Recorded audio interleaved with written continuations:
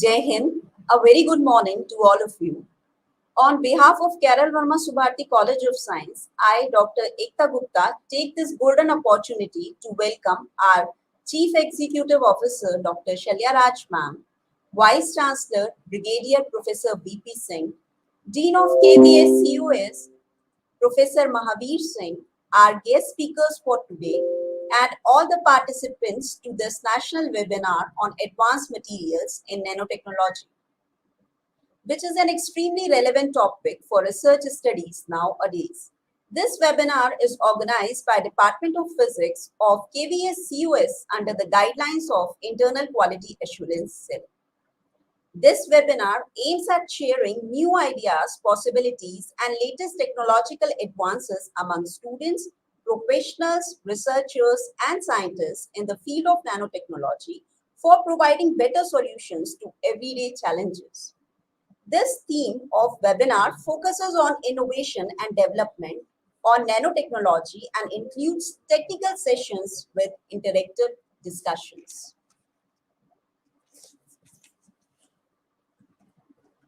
Our first esteemed speaker for this webinar is Dr. Shehzad. Dr. Shehzad has completed his PhD in Chemical Sciences from Indian Premier Academy of Scientific and Innovative Research, Campus CSIR National Physical Laboratory, New Delhi, India in 2018 under Dr. Asit Patra's supervision. His research area is conjugated organic semiconducting materials for organic photovoltaic applications.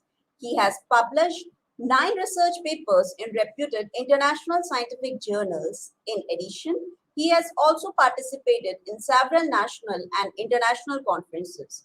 He has been awarded eminent postdoc fellowship as CSIR Research Associate funded by Government of India in 2020. Currently, he is working on development for non-fullerene based acceptor materials for efficient and cost-effective excitonic solar cells in National Physical Laboratory, New Delhi. So, sir, now it's over to you. So, you may start your presentation, sir. Sir, you may start your presentation, please. Uh, okay, I'm going to start my presentation, but I could not see my slides there. Yeah, this. Yes, sir. Your slides Okay, are very much visible. okay. It is appear on the screen. Yes, sir, they are visible. Share them, sir. Okay. First of all, I would like to thank for this opportunity to Shallaraj, CEO of Subharti University, and respected VC and Dean of the Faculty of Science, Dr. Mahavir Singh, and all committee members, organizing committee members, for this opportunity giving me to deliver the presentation. Here today I am going to discuss the graphene and graphene oxide as a versatile advanced nanomaterial in the field of the organic photovoltaics. Okay, are you hearing? Yes, sir. Yes, sir. We are hearing you. My Yes, my yes, slide is appearing on the screen. yes, sir. Yes, sir. They are visible. Okay, okay. First of all, I would like to discuss why why do we need the renewable sources, and what is the importance of the renewable energy source and energy in today's scenario. Because generally the conventional energy sources like fossil fuel are costly and limited, and simultaneously they are polluting, pollution causing to our environment, that lead the global warming, climate change, and increasing the ocean's levels. This is a big threat for many countries. So globally, we need a clean, green, and renewable energy sources. The alternative, in the form of the solar energy, wind energy, geothermal, and the tidal powers. sources. The solar energy is the abundant on our uh, planet because the sun provides more than enough energy to meet the global demand and every day continuously. The incoming solar radiations on Earth is equal to 1.5 to 10 raised to power 17 watt. That is 10,000 times more the global power consumptions. The global availability of solar radiation makes solar cell a perfect alternative. Okay, so uh, I'm going to next slide.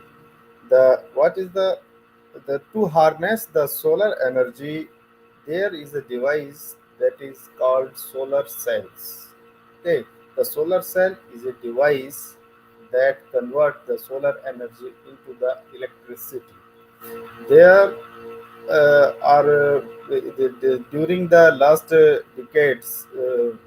few decades, there are developed many type of the solar cells called first generation solar cell. That was the first silicon solar cell, vapor based solar cell was developed, and then gradually researched and developed in the field of the solar cells. Those called the second generation.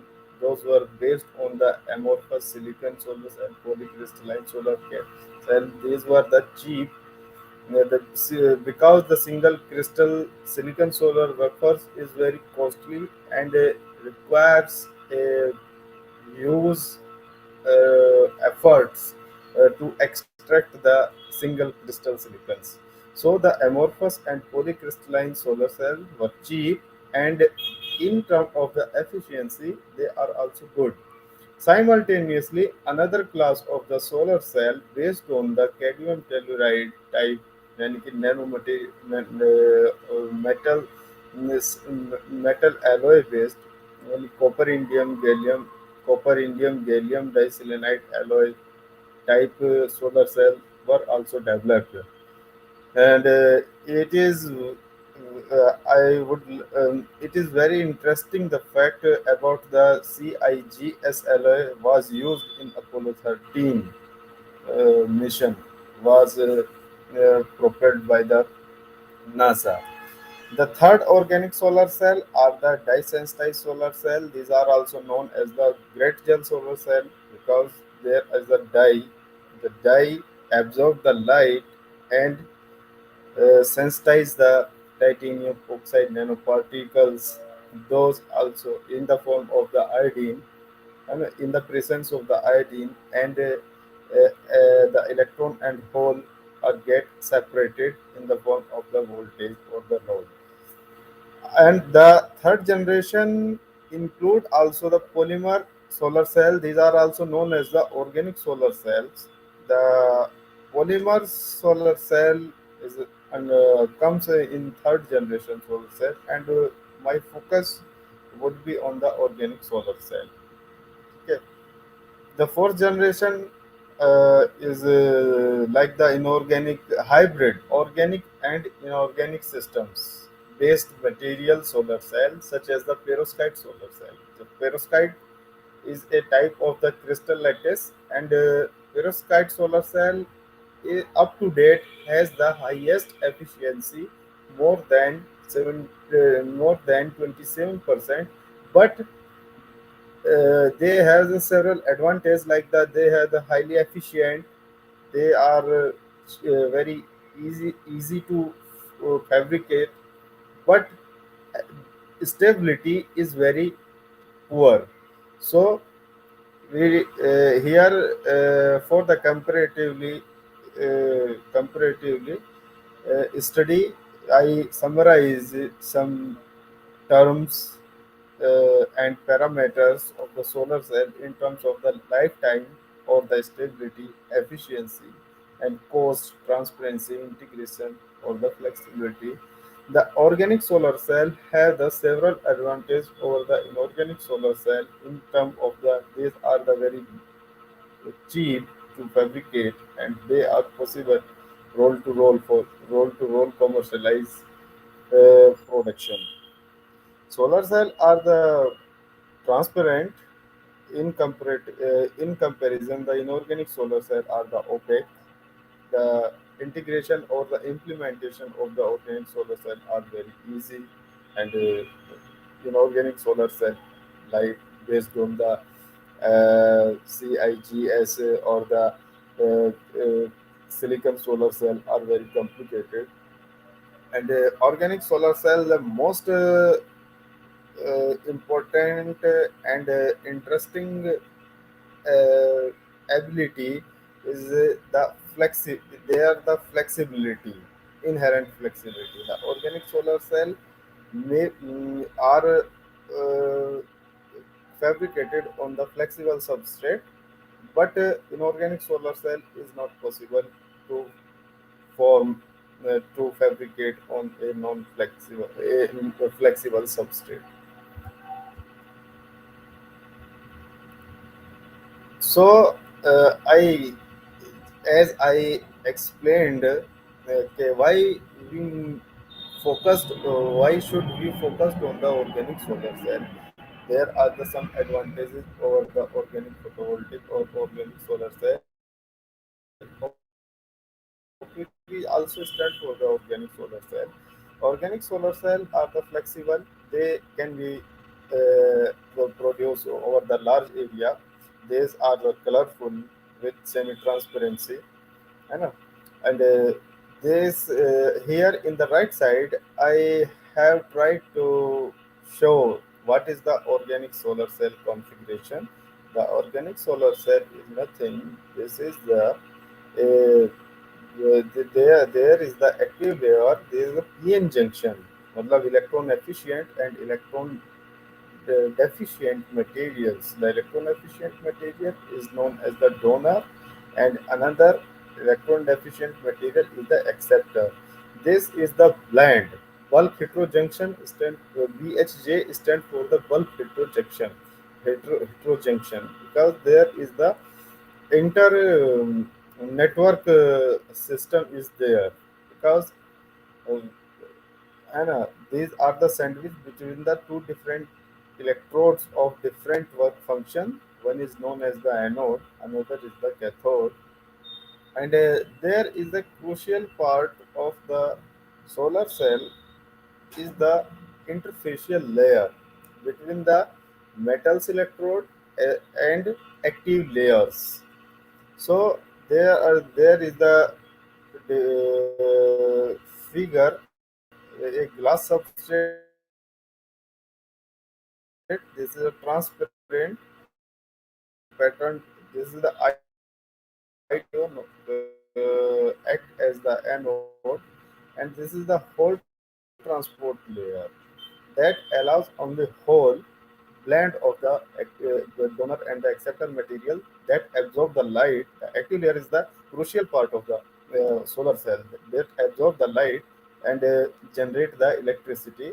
I will explain in next slide what is the mechanism, how how does it convert in solar cell, how does it convert solar energy into electricity, and the electron transport layer that block the hole and allow the electron to approach the cathode.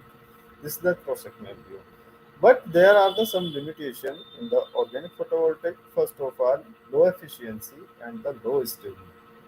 So the efficiency, there are so many parameters upon which the efficiency and stability is depend. I will explain. I will explain in the next slide. Currently, we only required the 5% efficiency, at least 5 years of stability for the mass energy production by using the organic solar cell. This is the some type of the organic photovoltaics. This is a gradually development of the organic solar cell in terms of the first developed organic solar cell was the single layer organic solar cell. There was the only one component. The component a small molecule or the polymer was there. The but single solar cell was not so efficient. So another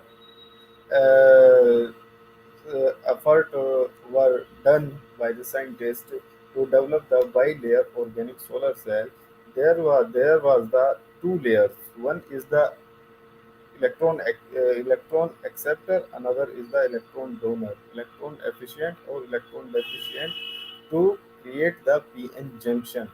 But the bilayer organic solar cell also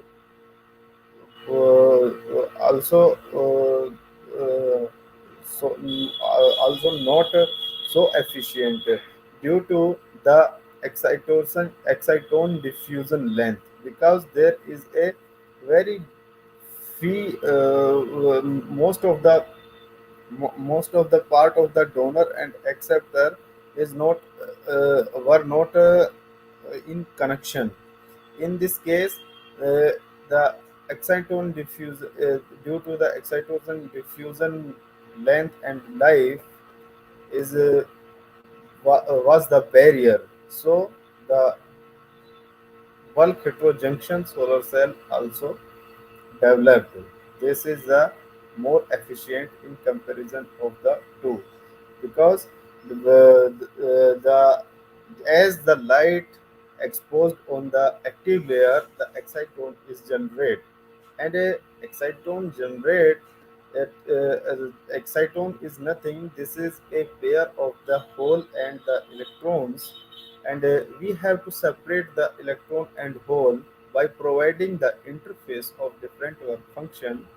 So in this case, in previous two case, single layer organic solar cell and bi-layer organic solar cell, that was not possible because exciton lifetime is very short, and it travels only 20 up to 20 nanometers. So there is a bulk heterojunction in solar cell. The blend, donor and the acceptor blended in a way there is a interface of donor and acceptor within the 20 nanometers length. The working mechanism of the organic solar cell. This is a briefly introduction. When the first step is the light is exposed on the active layer, this is the if you, I am pointing there, this is the this is called excitome. The red is the acceptor. Fullerene is the used here, the acceptor, and the polymer is the donor material. Mostly donor part is the responsible for the exciton generation. As the exciton generate upon exposure of the sunlight, the exciton is traveled towards the interface. Here, at the interface, in the third step, the exciton dissociate into the polaron pair. It is also called the polaron pair generation. And the fourth step, the polaron pair dissociate completely into the free electron and the hole. And and finally, the charge transport through the donor material. The whole approaches through the donor material, and electron approaches to the respective cathode through the acceptor materials. So this is the general mechanism how the bulk heterojunction organic solar cell actually works. Here there are the performance of the organic solar cell depend on several parameters and approaches. There are the two approaches here.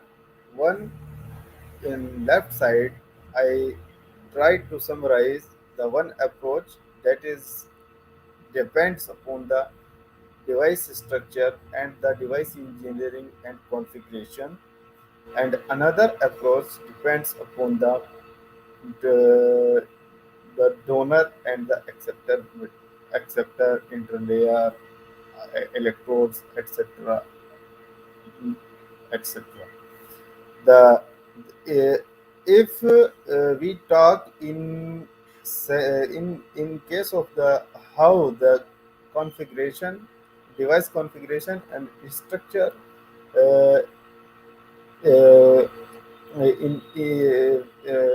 becomes the efficient and stable in. So the from the single layer organics, there is the development through development in there's the development in the device structures terms. First of single layer to bilayer to bulk heterojunction, and the another geometry such as the conventional, inverted, and the tandem solar cell, etc. So the performance was increased from single layer to the inverted or tandem solar cell by engineering in the device structure and device engineering. But as I am a chemist, so I targeted on the material development, the, material development for the efficient and stable organic solar cell.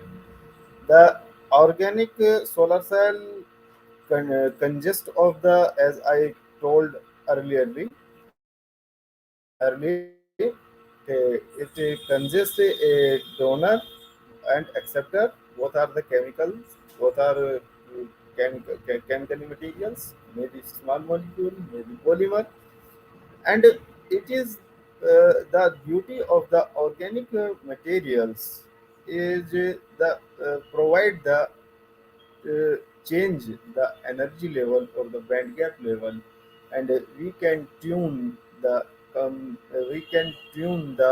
solution processability and chemical the film morphology and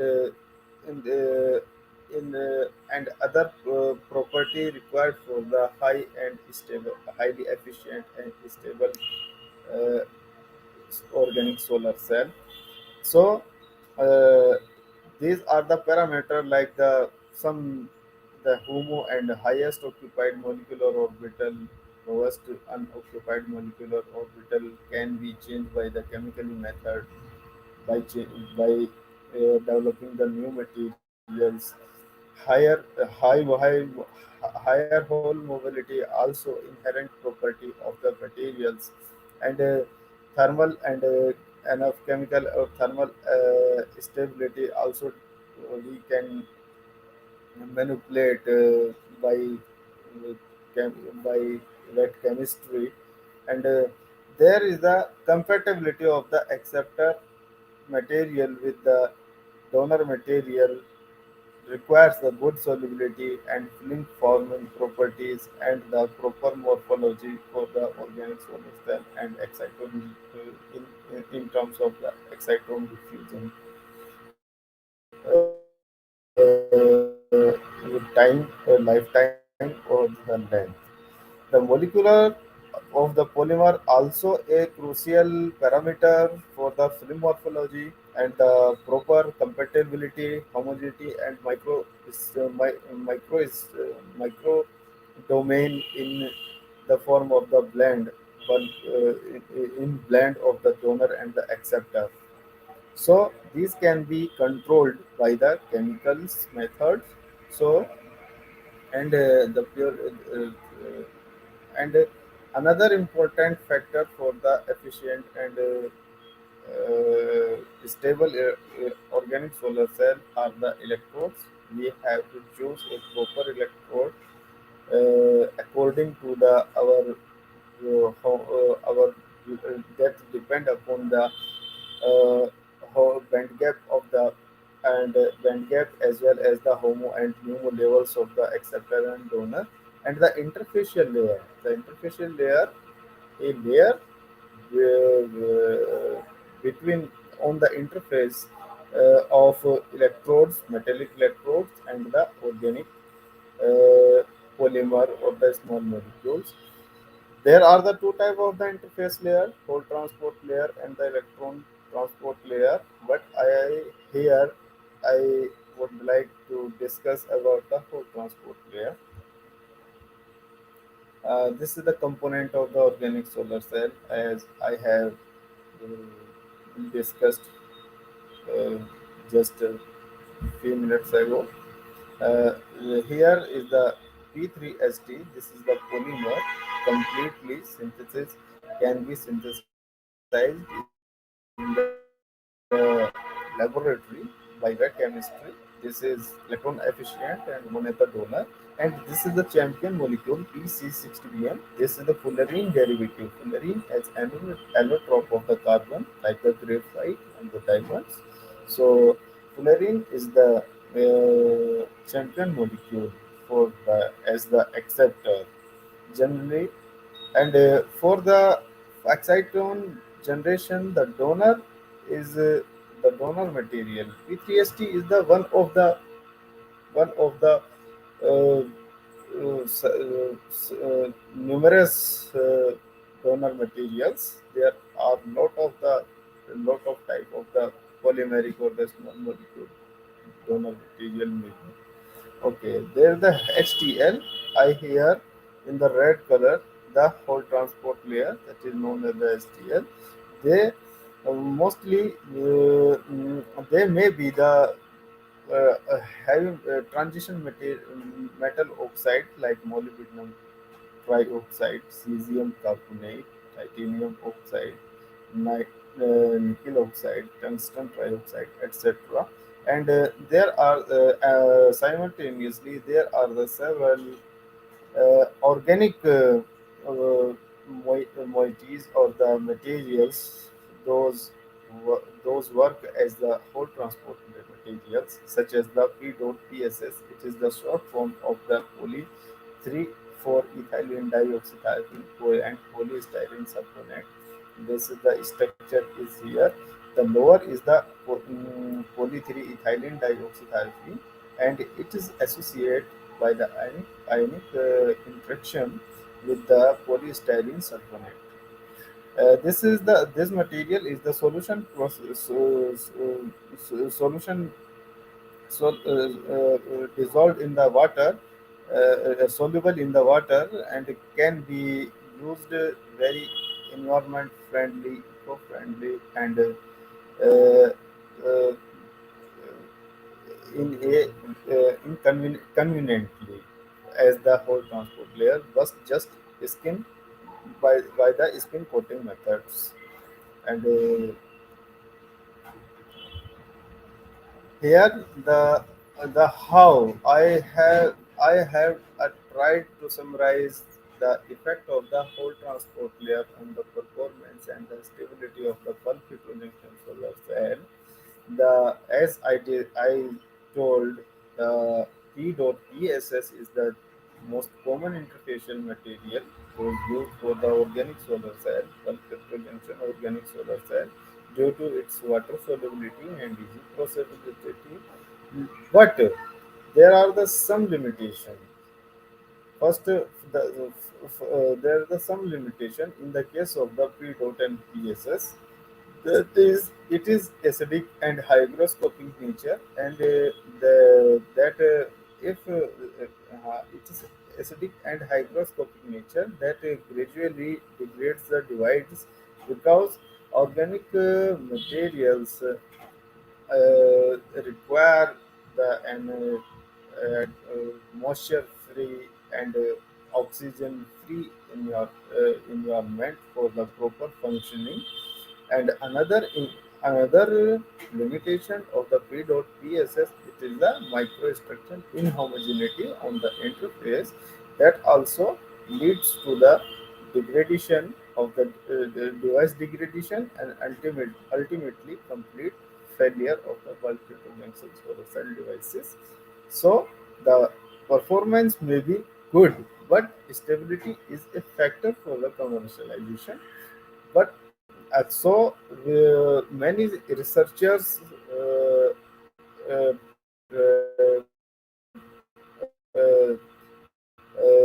developed the alternate of the P dot PSS in the form of the metal oxide, transition metal oxide, such as the molybdenum trioxide. It is also conveniently mostly used as the whole transport material. Molybdenum trioxide improves the stability in organic solar cell, but there is a drawback because transition metals oxide have the high melting point and have melting and high melting points and boiling points. So there is a crucial requirement for high vacuum and temperature for deposition that make molybdenum trioxide challenging for the large scale production. For the small scale and research based organic solar cell production, it is good, but for the large scale production, it is not good. Okay, so to stop the degradation of solar cell and improvement in the performance as well as the stability and of stability and morphology of the donor acceptor blend, photoactive materials, and interfacial layers.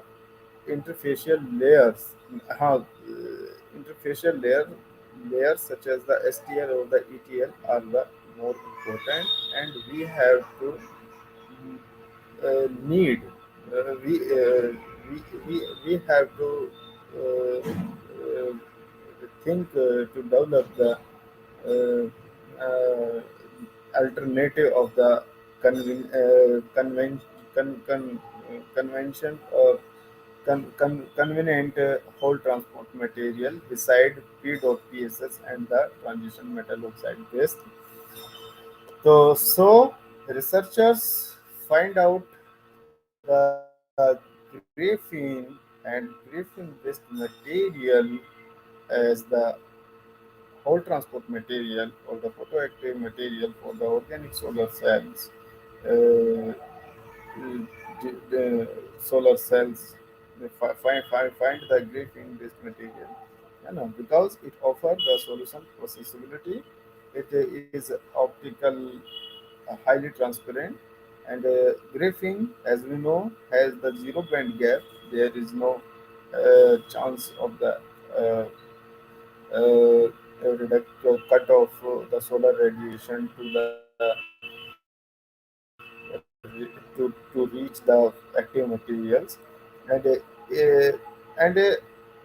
by using the graphene and graphene based material in organic solar cell, scientists reported the high power conversion efficiency with good stability. Okay.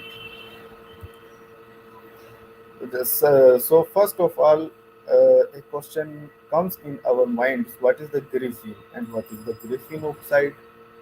Okay, here I tried to summarize what is the graphene and what is the graphene oxide.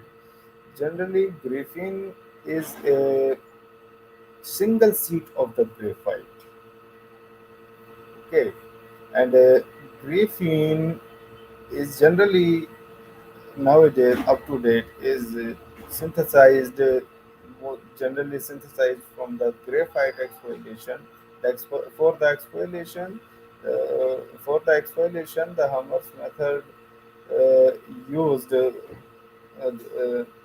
used to exfoliate the graphite in the form of the graphene oxides, and in order to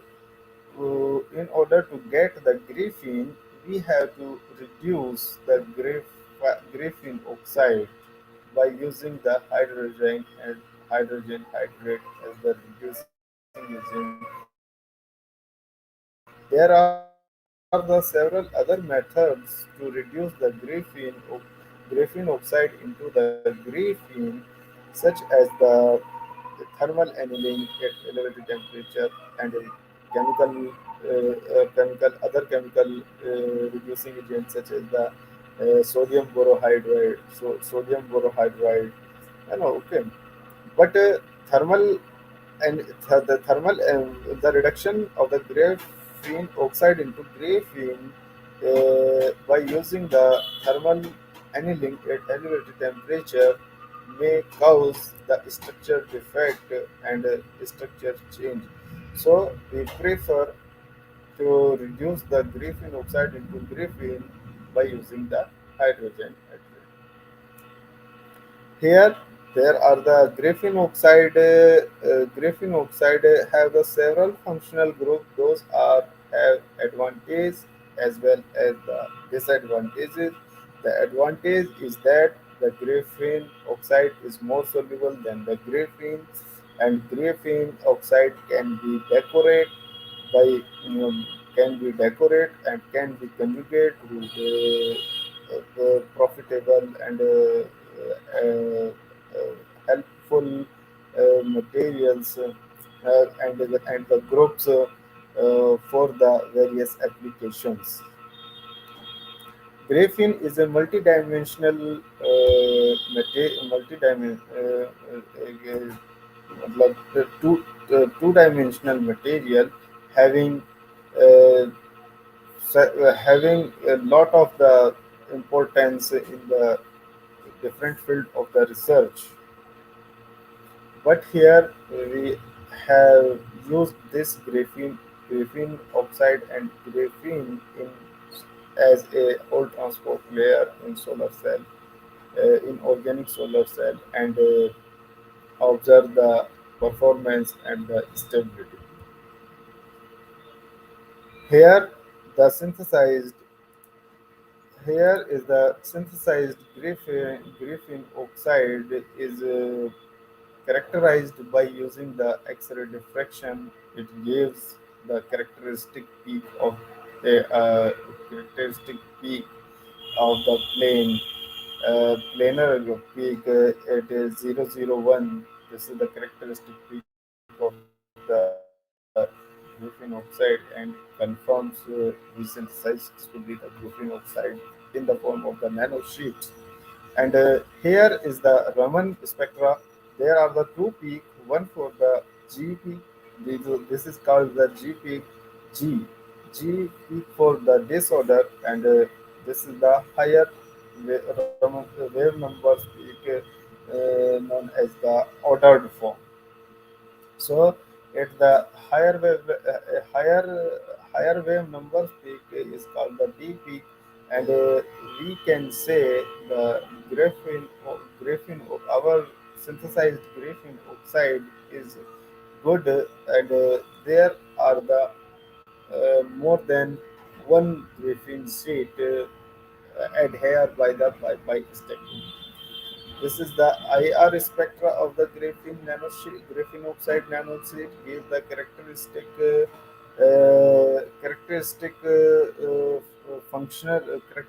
peak of the functional group mounted on the graphene oxide, such as the carbonyl group that is comes under the region 16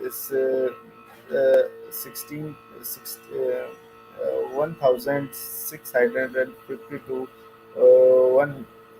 1750 centimeter inverse wave number, and this is the OH group peak sharply. It's a good OH peak more than 3000 centimeter inverse in wave number. We also confirmed the graphite graphene oxide nanosheet by taking their sand image, and there are we can see in the fourth picture there are the nanosheets rolled over one another. This is the graphene. This is the graphene. That was the graphite oxide structure and characteristic. Unfortunately, we could not produce the only a single an ideal graphene nanosheet, but actually the graphene. This is the uh, uh, three-dimensional illustration of the graphene sheet, because graphene sheet is the monoatomic and two-dimensional material. There is another picture of the graphene in the form of the molecular structure, and this is the graphite. This is the difference between the graphene and the graphene oxides. And I have taken this picture from somewhere reported elsewhere. This is the graphene on with the graphene nanoplates. Same image. So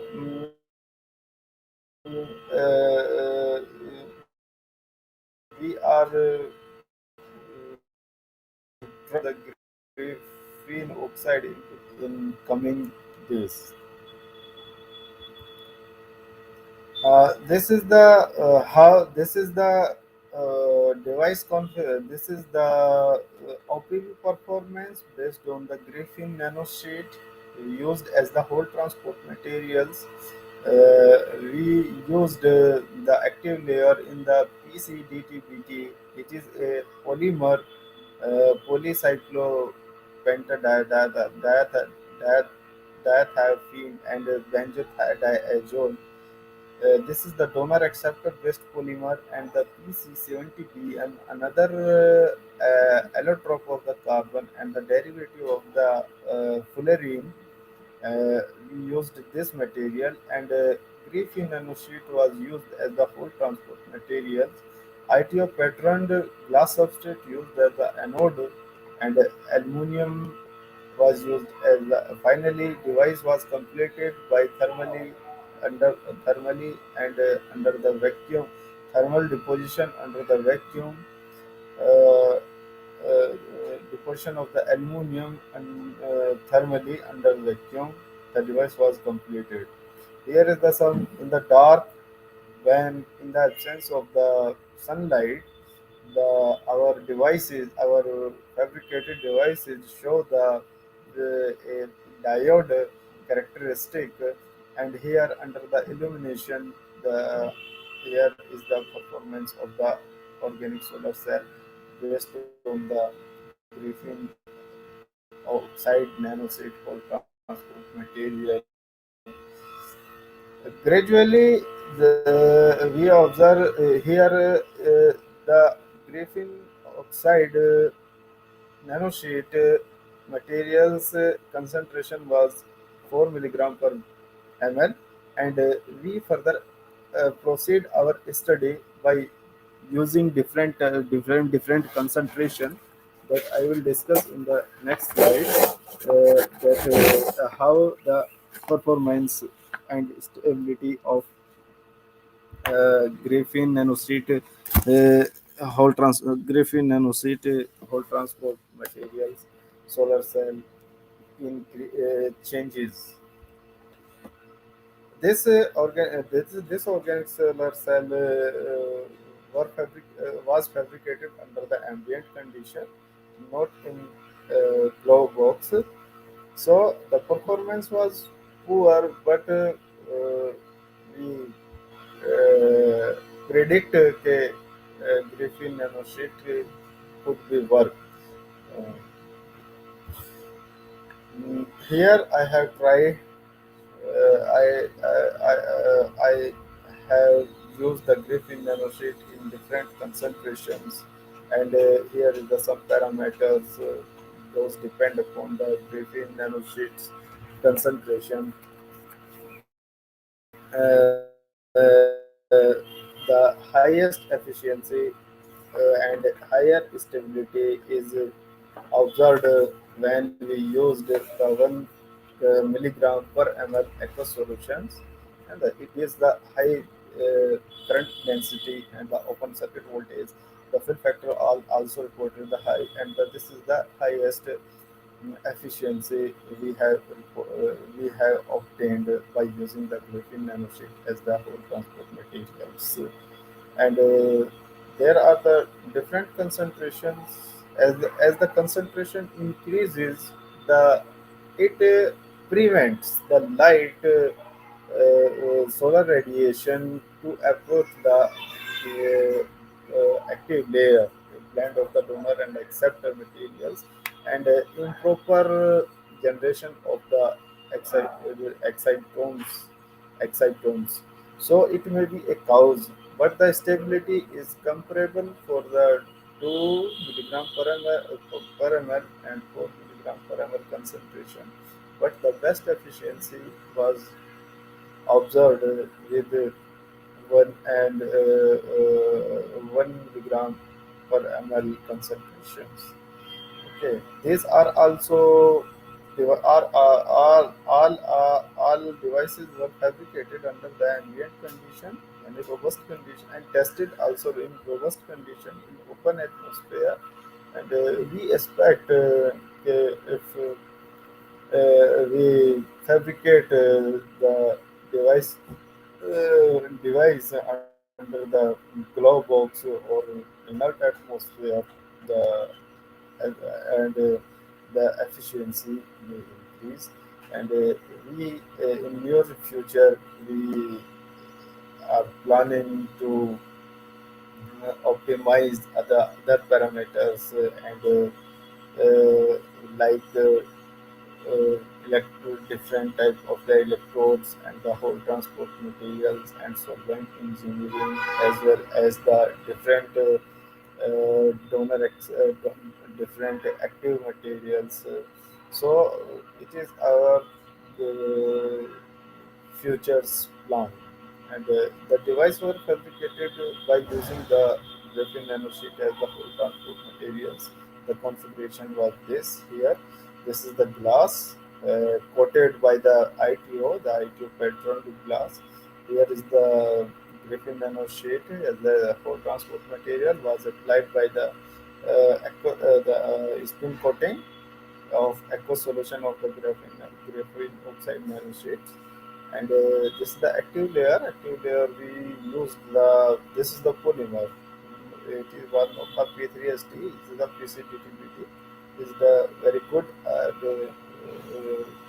donor materials blended with the PC fullerene based derivative PC71BN, and the aluminum was deposited as the cathode. So up to here, uh, I would like to finish my slides. And if someone has any questions, please, I would happily, I would appreciate, and I would like to answer the question if anyone else has the questions.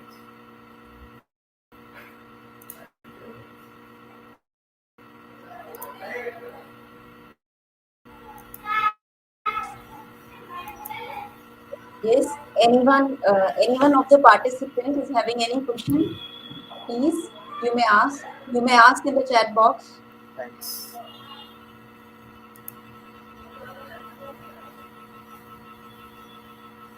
Okay, sir. I feel And, there are no and questions from the participants.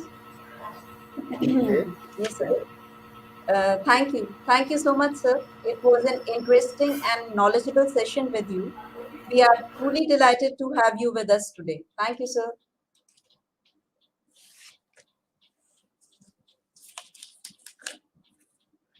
Now, it is my proud privilege and honor to welcome Dr. Shweta Vishnoi as a distinguished speaker at this webinar today. Dr. Shweta Vishnoi is working as an assistant professor in the Department of Physics, NIET Greater Noida. She has received her PhD degree in 2014 from CCS University campus. She has a total teaching experience of 15 years.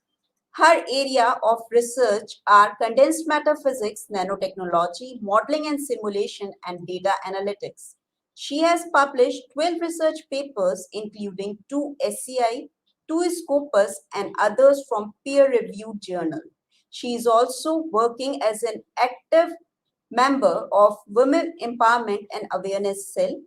Ma'am, please, you may begin with your presentation, ma'am. Good morning. Good morning, ma'am.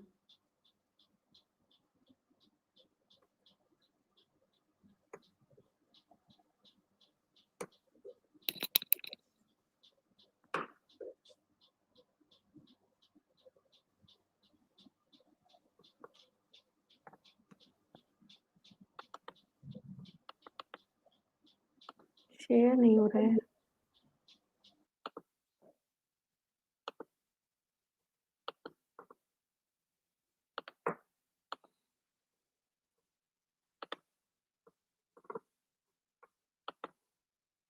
Ma'am, your PPTs are very much visible now.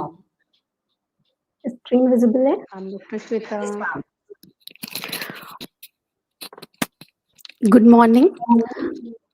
I thank to VC, Sir, COE, and Professor Mahavir Singh and organizing committee, Dr. Arvind Sharma, Dr. Nirdesh Singh, Mohammad Israel, Dr. Ekta Gupta, Mr. Navneet Singh, Verma Subharti College of Science for organizing webinar on advanced material in nanotechnology, and my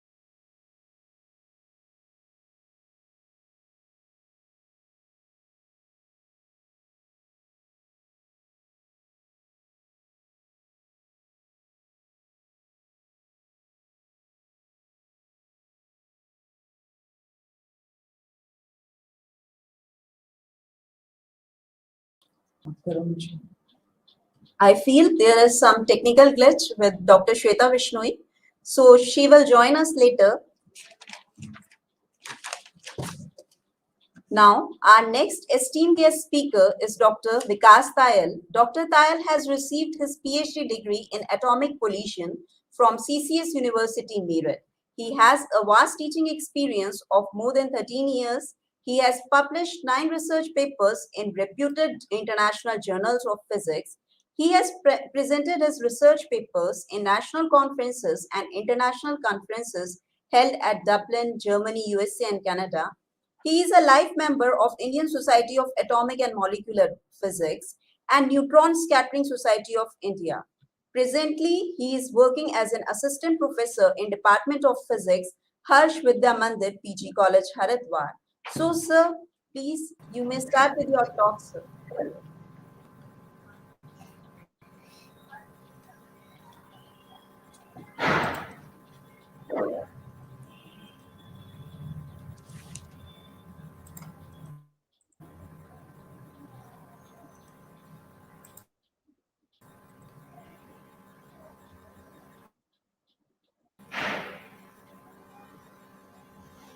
Hello, Miss. Yes, sir. Sir, am I audible to you, sir? Sir, am I audible to you?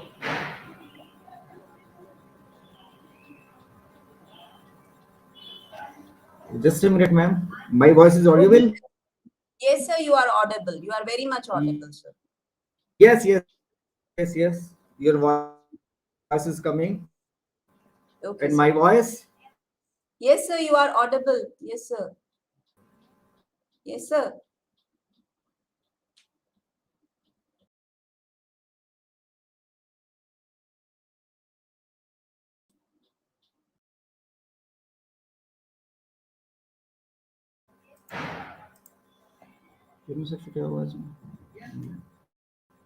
Just a minute, miss. Just a minute. Okay. Yeah.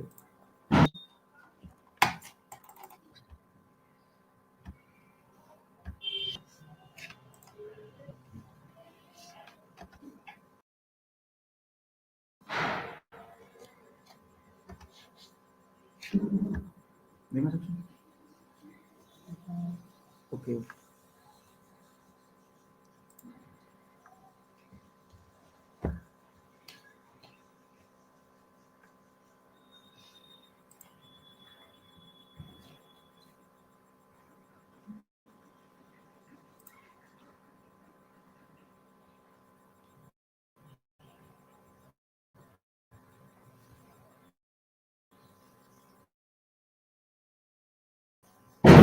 Yeah.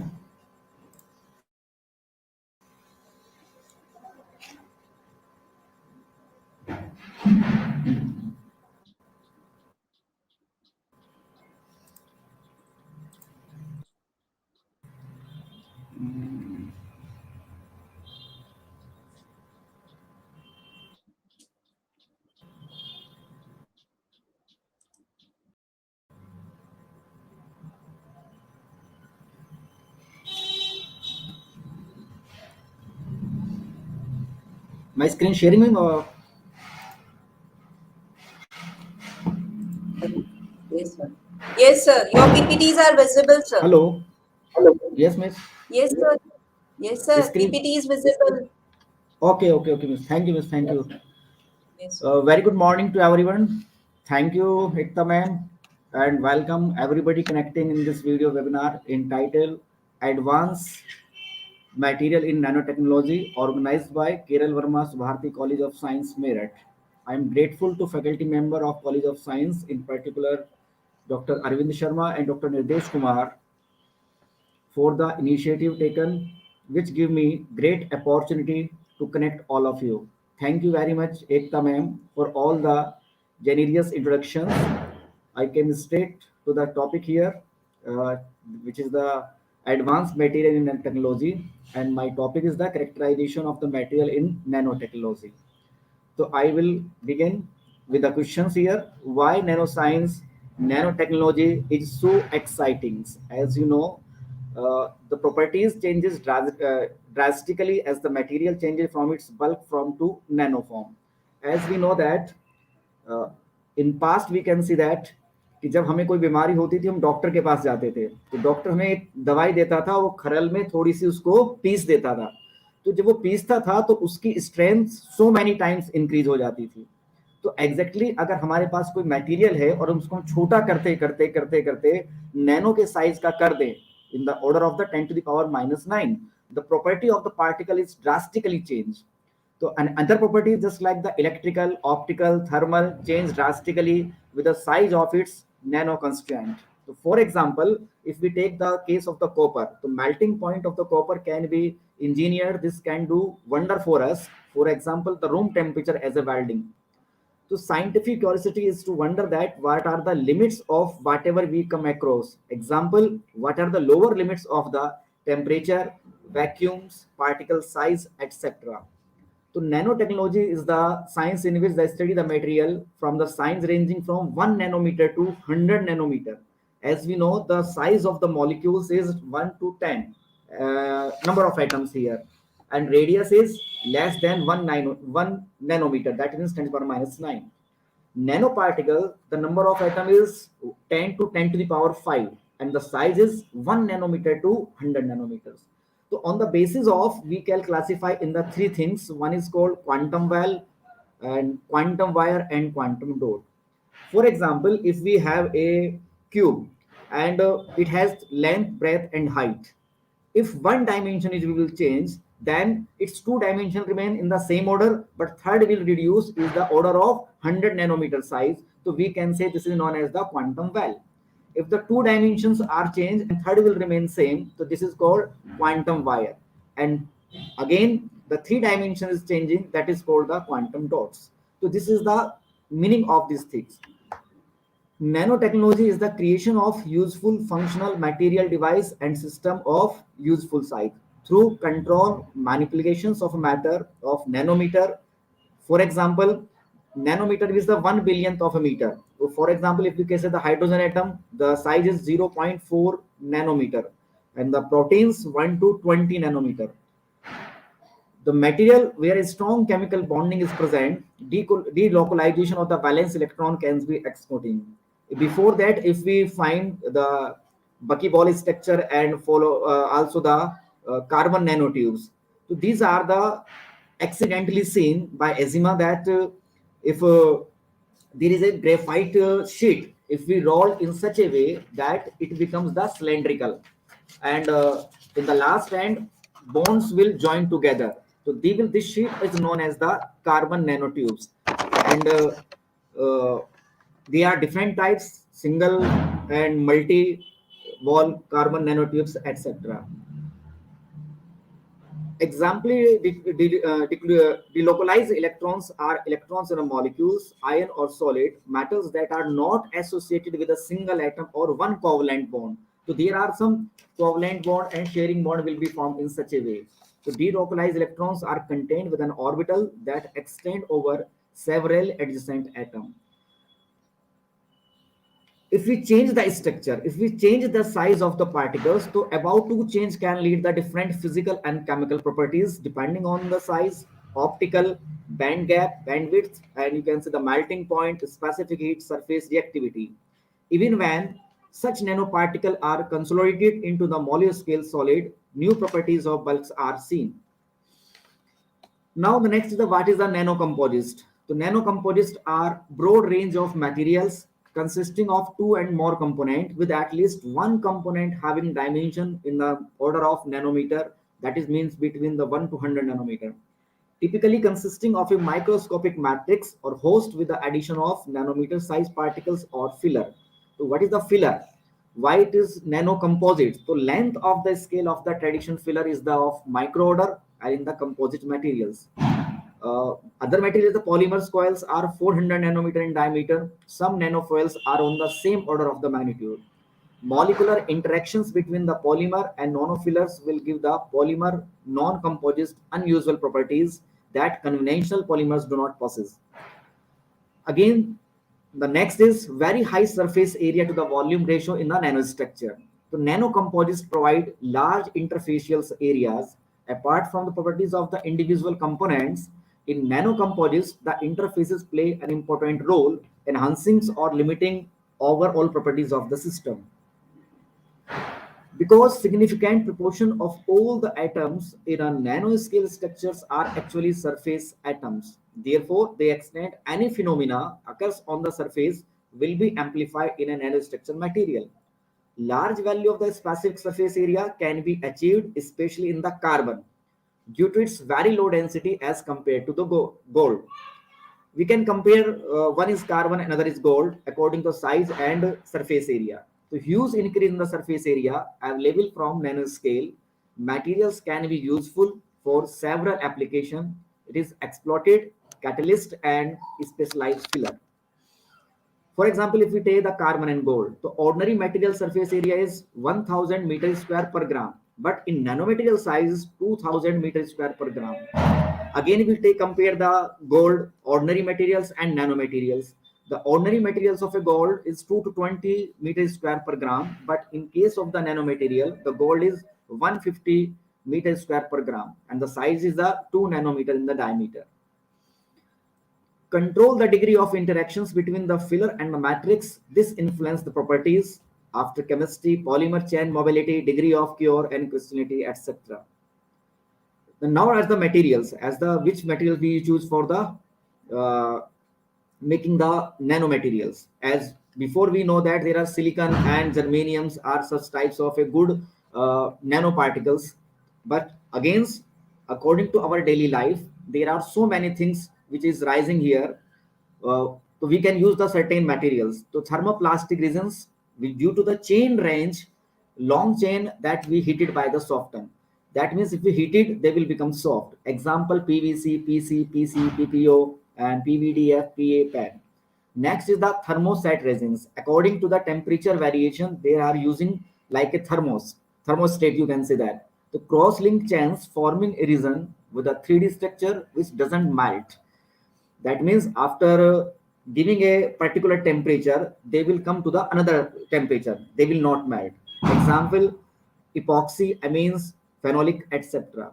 Next is the elastomers. As we know that in our solid state, elastic or rubber like structure, elastomers are used because they will come to the that original positions. So for example, pi, natural and synthetic rubber are the example of these. Next is the nanofillers. One is called MMT, montomolonite organoclaves.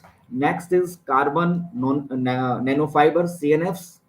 And next is the carbon nanotubes. It's very familiar, that is carbon nanotubes, single wall and multi wall carbon nanotubes, metallic nanoparticles, and metal oxide, Al2O3, etc.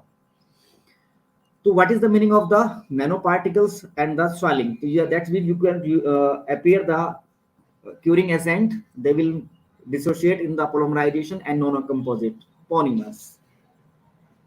There are certain method for their mixing method. You can say that sol gel method and in situ method. In sol gel process, it is a well chemical technique. It is also known as a chemical solution depositions. But in the situ method, the synthesis approach was used in swell, the filler, which was modified with a amino acid of different chain length. Again, sol gel method. In this matter, aggregations could not be prevented. Sol gel technique never arrives at its full industrial potentials due to some limitations. Example: weak bonding, low wear resistance, high permeability, and difficult controlling of porosity. But in situ method is helpful to develop core shell structure polymer nanocomposite in which the nanoparticle shell is attached into the insulating polymer. Core surface prevent and aggregation of the nanoparticle. It has a good industrial scope because cross linking of nanoparticles and very good dispersion.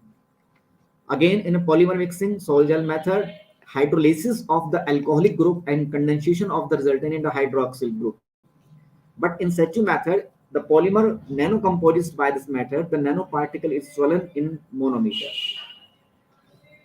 Doing by this, there are certain properties should be improved and certain are the disadvantages of this. So improved properties just like the tensile strength, stiffness, toughness, this is known as the mechanical properties, are just improved. Gas barrier, dimension stability. As you know that uh, if we reduce the size, there are some dimension stability factor will arise here. Thermal expansion, thermal conductivity, chemical resistance, reinforcement, optical properties, electroactive properties. And there are certain disadvantages. That means the viscosity increase. Yani कि that is the limit will cross a certain value. Sedimentations, black color when different carbon containing nanoparticles are used. Now, need of the research of the nanocomposites to know the fundamental physical properties, to know how nanocomponent achieved with the whole matrix.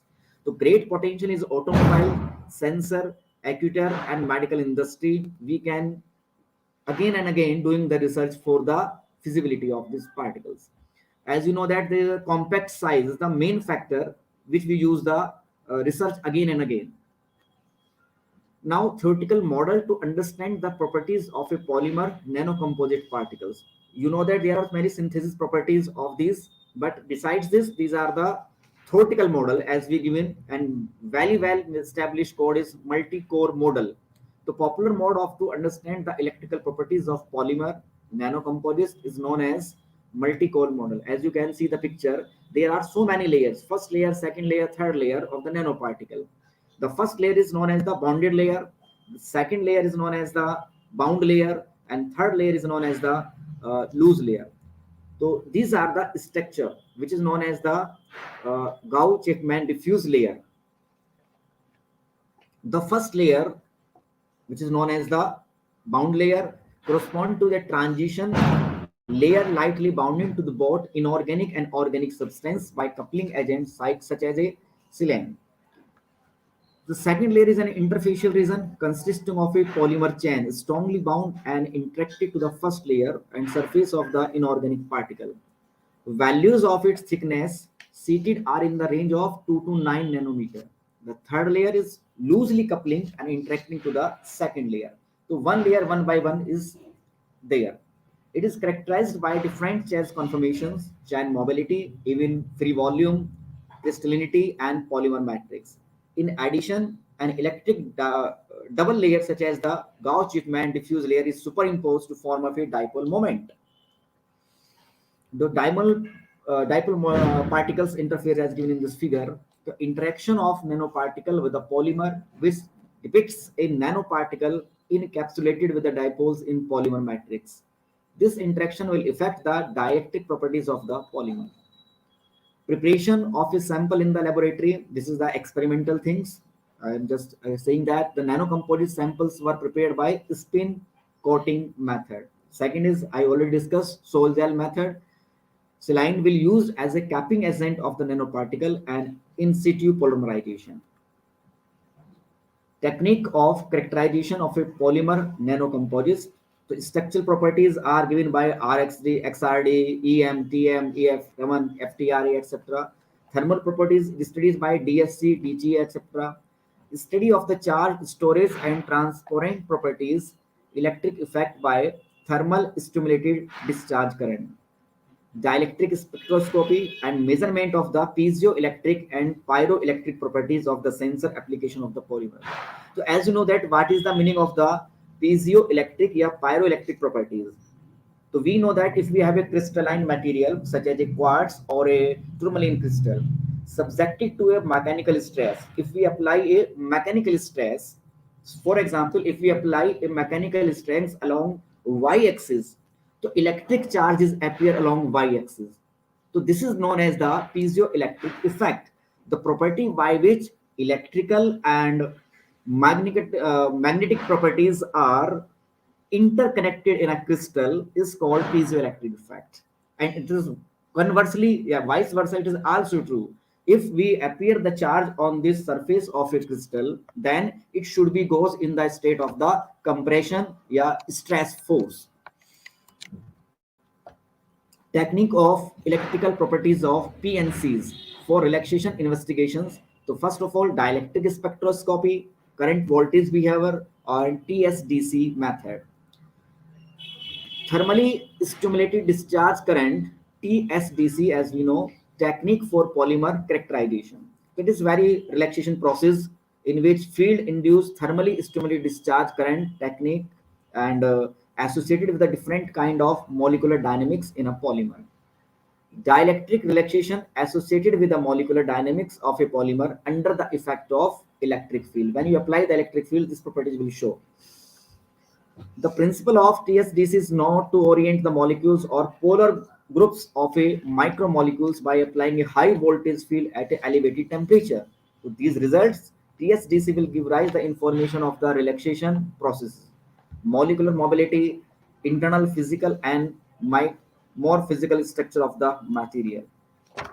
Study of piezoelectric effect in a polymer. As we know that is a very important, and in our physics we can say the piezoelectric effect. Again, I am just saying that if we apply mechanical stress on any material, you can say that is a quartz, yeah, tourmaline crystal. So if we apply the stress along y-axis, the charge will appear perpendicular to that. That means along x-axis. And vice versa, if we apply the charge y-axis, then stress will be produced along x-axis. So these are known as the piezoelectric effects. The only piezoelectric polymers that currently consist a market in PVDF in copolymers. The semi-crystalline polymer is characterized by having a very good piezoelectric properties, but only to 90 degrees centigrade, not beyond this. Thus, in interest is to develop new polymer nanocomposites capable of maintaining their property at a high temperature. The polymer nanocomposites PNCs will be cooled efficiently under conditions which allow a substantial transport of charge within the material at a high temperature for a long boiling time.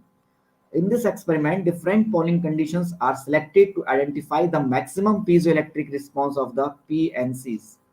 Conclusion: technology could re-energize the area of the composite materials to address the current shortcomings and expanding the scope of available material by the nanocomposite routes.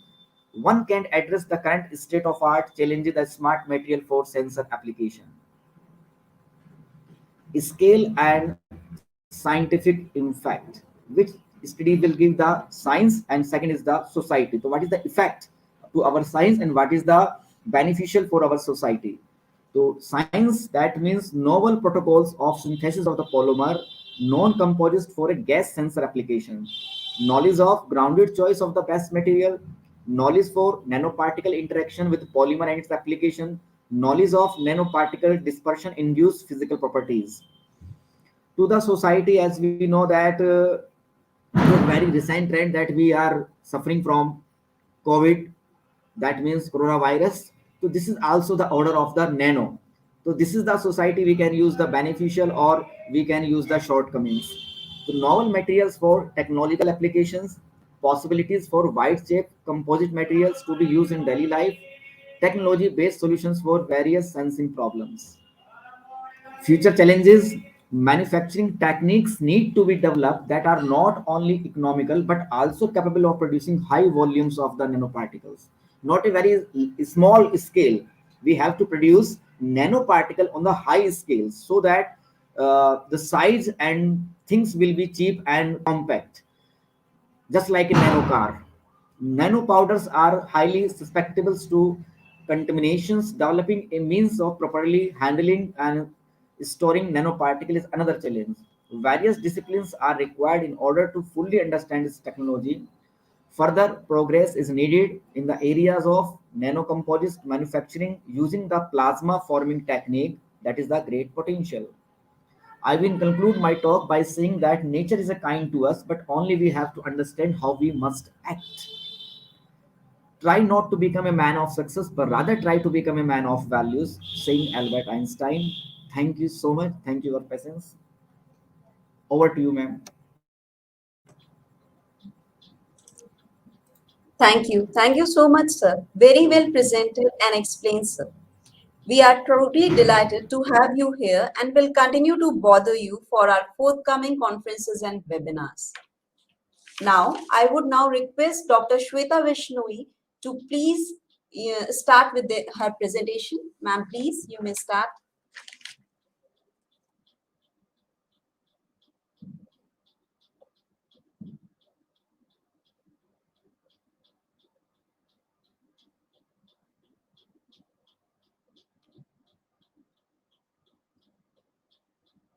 Ma'am, are you there?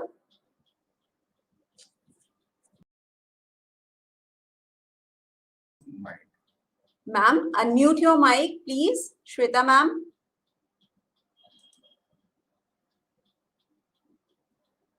Shweta, ma'am, please unmute your mic. Yes, ma'am. Yes, ma'am. Audible? Yes, ma'am. Audible. Screen is visible? No, screen is not yet visible. I'm Dr. Yes, Shweta. it's visible now, ma'am. Your PPTs are visible. Okay. Good morning. I thank to VC sir, COE, Professor Mahavir Singh, and organizing committee, Dr. Arvind Sharma, head of the department, Dr. Nidesh Singh, Dr. Mohammad Israel, Dr. Ekta Gupta, Mr. Navneet Singh, Verma Subharti College of Science, Subharti University for organizing webinar on advanced material in nanotechnology, and my special thanks to Dr. Ekta for inviting me for this and providing a platform to share my knowledge with the student. I am specifically focusing this lecture for those students who are doing research or want to be a researcher in this field. This lectures cover into three main topics or areas. First is what is advanced material, introduction of nanotechnology, and examples of advanced material in nanotechnology. So hearing the word of advanced material, question arises in our mind: what are advanced material, or are they safe? To start with this, we need to go back to a very beginning. Humans are great to taking lumps of the stuff and making them useful. Our instances, for instance, were very pretty good at using these materials like stone, clays, bronze, iron, copper to make them tools and other useful objects. This ability to design and engineer a product from very basic material around us has what enabled human civilization. We have been incredibly successful in changing our lives by adding the values to the material. We mine, grow, otherwise collected, but until recently, how we made the use of these material was limited. But what we could see with our eye, what we could touch with our hand.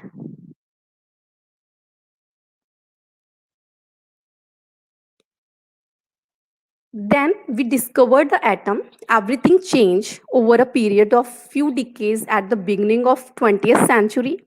Scientists and engineers went from the beginning being limited by what they could see in touch or being to able play with the basic building blocks of all materials. It was the pivotal point in human development, and we are only just beginning to realize the full significance. But what this means for advanced material, we will look at how the atomic revolution opened the door of new age in material engineering, and how this paved the way of modern era of advanced designer material. At this point, we have looked at how our ability to design and engineer the material around us has brought us to where we are today.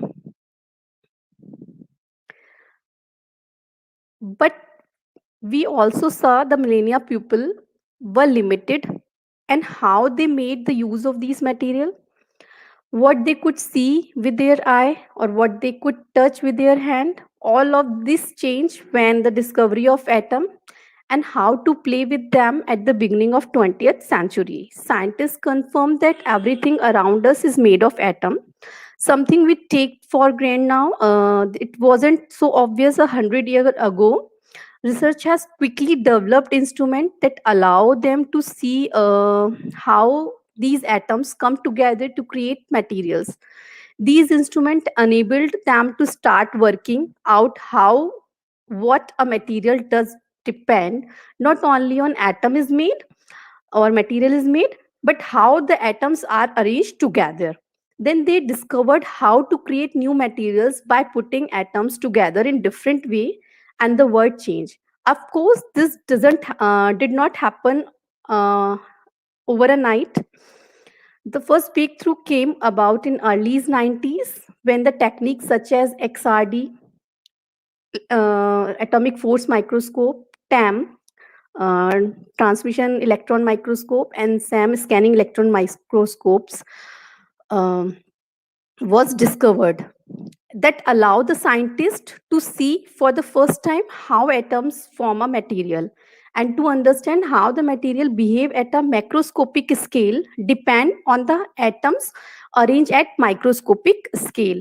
It wasn't just stuff like metals or other inorganic materials that they were exploring scientists to use same techniques to learn how organic materials were constructed, how they function all the way down to the DNA and the properties that are at the core of the all living things.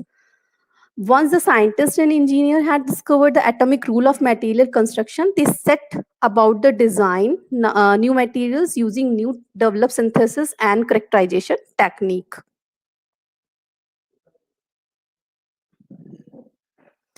They start to make designer chemicals and they quickly move to a more complex materials that were stronger, lighter, that conduct electricity and heat barrier, matter that transmit or block the light and other form of radiation more effectively, and did other things that had previously been out of reach. They achieved this by manipulating the structure of these material at the incredibly fine scale, and but the researchers were still limited to finest with their could engineer materials at a finest level. They knew that if only they could play around with atoms themselves, they could do incredible things. They did not have the tools and the skill to do this. Now they do. And this is what opened the door of new era of advanced materials. We'll look how our ability to design the engineer material from atoms has launched a new era of advanced material in nanotechnology. Nanotechnology is not a new technology. Since the nanotechnology was introduced by Nobel laureate Richard P. Feynman during his famous lecture 1959. There was a plenty of room at the bottom, and there have been many revolutionary development in physics, chemistry, biology, and have demonstrated Feynman idea of manipulating matter at extremely small scale and the level of molecules and atoms at that is nanoscale. Nanotechnology divided into two approaches. First is top-down approach, and second is bottom-up approach. Here is a figure for this. In top-down approach, in which larger structure are reduced in size to nanoscale while maintaining their original property without atomic level control, or deconstructed from a larger structure into a smaller components part, yeah, composite parts. In bottom up approach, also called molecular nanotechnology, or you can say molecular manufacturing, in which materials are engineered from atoms or molecular components to a process of assembly or self assembly. There are few techniques for both approaches. In top down approaches, chemical etching, laser ablation, milling process, sputtering, thermal decomposition, lithography. In bottom-up approach, green nanotechnology and chemical vapor decomposition, sol gel method, laser pyrolysis, spray methods, and condensation aerosol process. While most temporary technology rely on top-down approach, molecular nanotechnology holds great promise for breakthrough in materials and manufacturing, electronics, medicine, and healthcare, energy biotechnology, information technology, and national security. Nanomaterials deal with the size of 100 nanometer or smaller, at least one dimensional. The material property of nanostructure are different from the bulk due to high surface area over a volume ratio and possible appearance of quantum effect at the nanoscale. Nanomaterials have multifarious property, and therefore according to their property they are also used in differently in various application. So according to their uses and application, material is selected, or according to material, synthesis process is selected. What factor influence the property of nanoscale materials? High surface area, shapes, orientation are main factors, and the ability of surface electrons orientation for reaction in high surface area mainly differentiate the nanomaterials behavior. Same as the case in absorption, transmission of light, which varies from size to size and shape to shape. One of the most challenging of our time is to find alternate of energy source which has environmentally friendly, which is depending on the use of nanomaterials in the different applications such as solar cells, paint, or other application in the field of green chemistry, green electricity. So material for future, here is a basic idea. We keep all the time of human welfare. Because of human welfare, we need to develop the materials by considering a more cleaner energy and more cleaner environment, so that the material what we produce, they should be recyclable, as well as for taking into consideration for a national security and next generation workforce. We have discovered how the arrangement of atoms and material influence how those material behave, and we have started to use this understanding to design and create new materials that have never before existed. This hardly combination of new technology, new tools, and technique for manipulating materials is enabling scientists and engineers to create products that were unimaginably just a few years ago. We still learning how to use these tools. Our knowledge is rather patchy in some area, but already researchers are using them to create incredibly array of materials that pushes the bound of possible material. For instance, that are lighter, stronger, tougher than even before. Material that generates bands and absorb the light in unusual way. The material that converts sunlight and heat and moment of electricity. Another form of energy materials. Materials that help to get drugs to where they need to be in body parts or prevent diseases. Material that create high performance replacement body parts. Materials that keep food fresh and food healthier. Materials that help chemical reaction go faster. To work differently, materials that can enable faster, more powerful computers that are just plain different, like a quantum computer, for instance. We have only just started to our understanding increases. It is a smart question. Advanced material are designed to behave differently from conventional material, and it is reasonable to assume that different behavior could lead to different risk. It is relatively small step. Here's few examples for advanced material in nanotechnology. It is relatively small step to including safety parameter in designing the process, as long as we know what makes something harmful or how to reduce it. It this safety by design approach is already being used in area like green nanotechnology, innovative approach to developing high performance material that pose minimal risk to people and environment. One example of safety by design and green nanotechnology is the use of advanced titanium dioxide nanoparticle in sunscreen.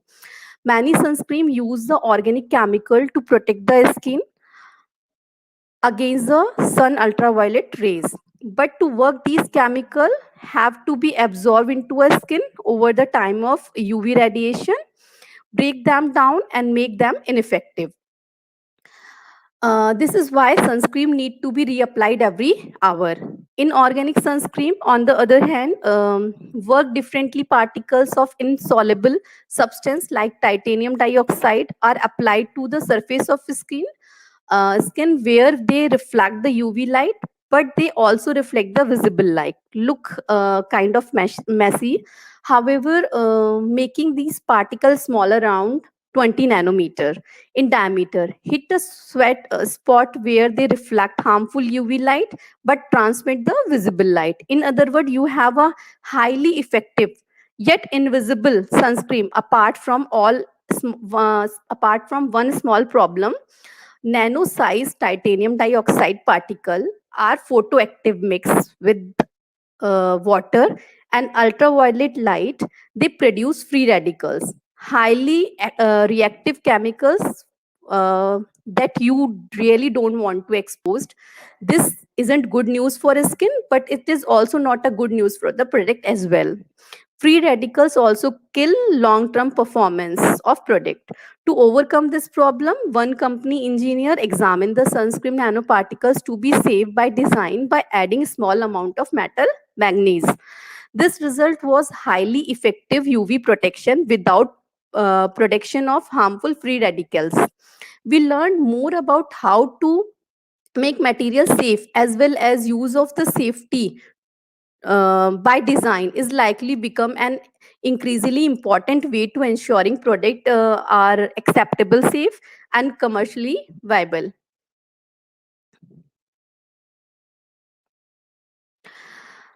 Here I can show you an example of a smart material, shape memory alloy. This is a small video. Let us do an experiment which is showing in this video. In this video, there is a paper clip which is capped into a ice water solution. You can see the temperature of ice water solution is close to 0 degree centigrade. Therefore, the temperature of this paper clip is also a 0 degree centigrade. Now, let us try to deform this paper clip slowly.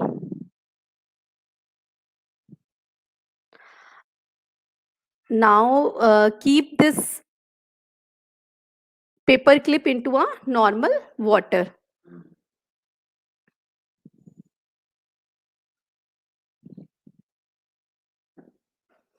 The temperature of normal water you can see is 28 degrees centigrade.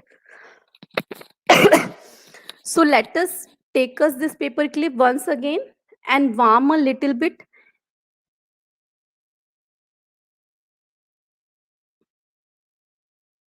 It get back to the original phase as each one.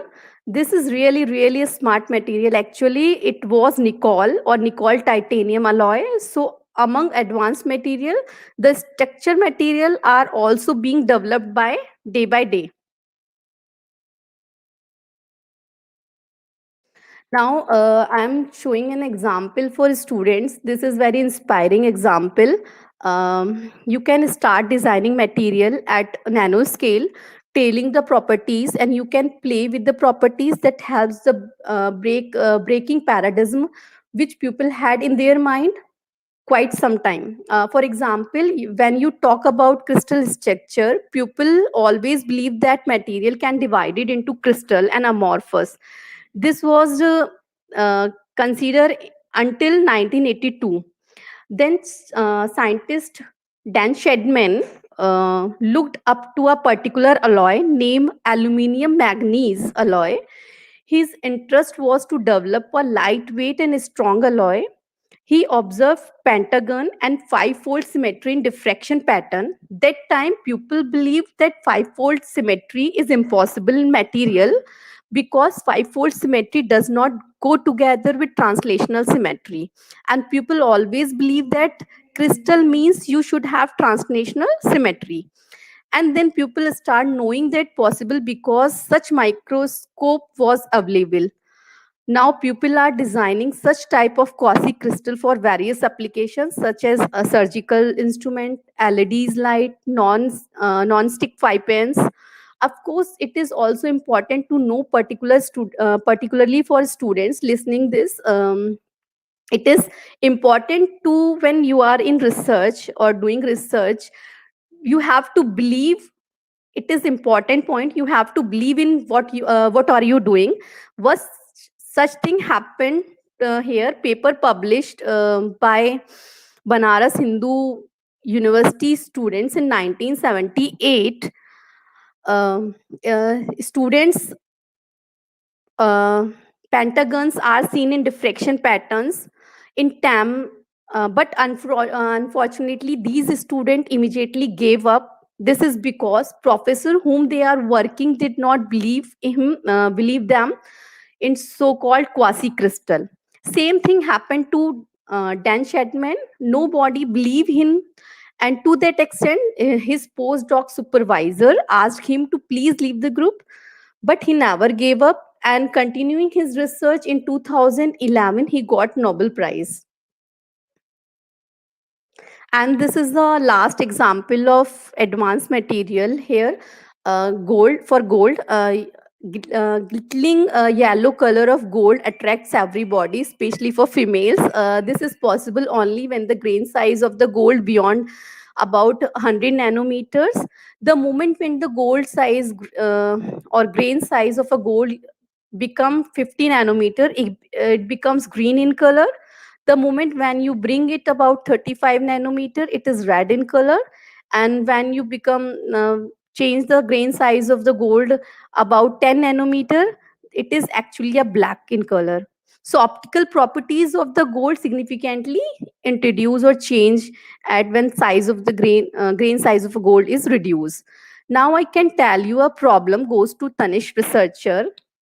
Can you make 24 karat gold as strong as 20 or 22 karat gold? 24 karat gold without adding copper to it. So researcher reduce the grain size in grain refinement. They launch new benches which are 24 karat gold, which are at the same strength which you achieve to 2022 karat gold. This is because you are able to make them stronger without adding elements to it. Typically, With all you know, goals become stronger by allowing it. The moment you allowing it, it is impure.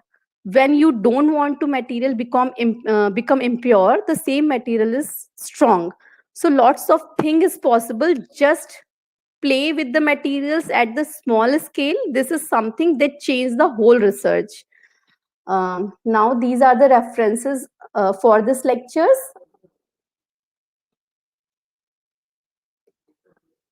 These are the publications.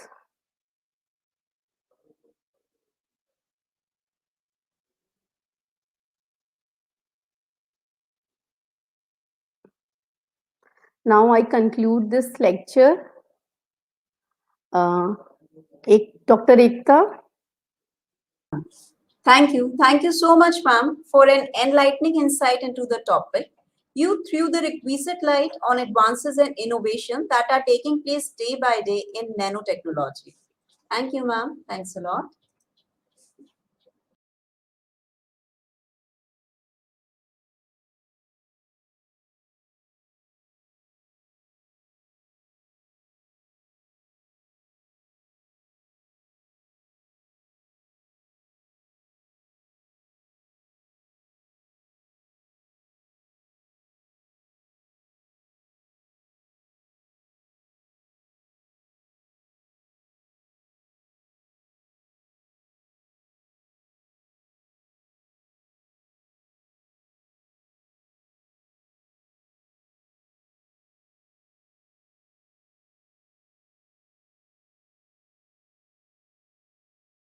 This is my proud privilege and honor to invite Dean of KVS COS, Professor Mahavir Singh, to propose vote of thanks for this webinar. Sir, please.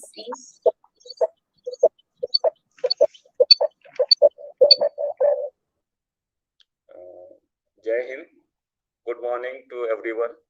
Myself, Dr. Mahavir Singh, Dean, Faculty of Science, Subharti University. It is my pleasure to present the vote of thanks on behalf of Subharti University,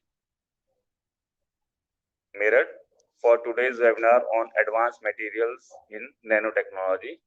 I want to express my gratitude to our Honorable CEO, Ma'am, Dr. Shailya Raj. I also pay my gratitude to our Honorable Vice Chancellor, Brigadier Professor Emeritus Dr. VP Singh, for constantly motivating and supporting us and help in organizing the webinar. I would like to thank our webinar speakers, Dr. Shahjad, Research Associate, Advanced Material and Device Division, CSIR, National Physics Laboratory, New Delhi. I also pay my thanks to Dr. Vikas Tayal, Assistant Professor, Harsh Vidya Mandir Degree College, Laksar, Hardwar. And I also pay my thanks to Dr. Sweta Vishnoi, Assistant Professor, NIET, Greater Noida, for enlightening us with their knowledge. Today's webinar was full of knowledge and interesting things. It gave deep insight into the topic and also revealed some interesting facts. The speaker told us about the advanced materials in nanotechnology. We are really informative. And I also thanks to all the participants of this webinar. I also thanks to Dr. Arvind Sharma, HOD Physics Department. I also thanks to Dr. Nirdesh Kumar Singh, Associate Professor, Department of Physics, Subharti University. I also thanks to Dr. Muhammad Israel, Associate Professor, Department of Physics, Subharti University. I also pay my thanks to Dr. Mr. Navneet Singh, Dr. Vipul Bharadwaj, and Dr. Atul Yadav, Assistant Professor, Department of Physics, Subharti University. I also thanks to Dr. Ekta Gupta, today's host of the webinar. I also thanks technical support team members and participants of the webinars. Thank you once again. Jai Hind, Jai Subharti. Thank you, sir, for sparing your precious time and for being always there for encouraging and motivating us. Thanks to all speakers, participants, dignitaries. Jai Hind to all. Jai Hind, Jai Subharti.